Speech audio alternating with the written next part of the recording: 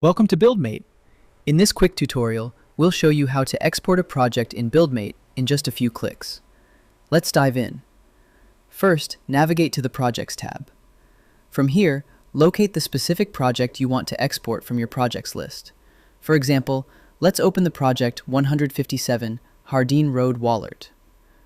Once you're inside your project detail view, click the Export button at the top right. An export configuration window will pop up, giving you multiple setup options. First, pick your preferred output format by selecting either Excel or CSV. You can also opt to bundle your team's communication logs by checking the boxes to include project comments and task comments. Now, choose exactly which data, tasks, and columns will be included in your file. For tasks, check the box next to each specific task you want to include in the export.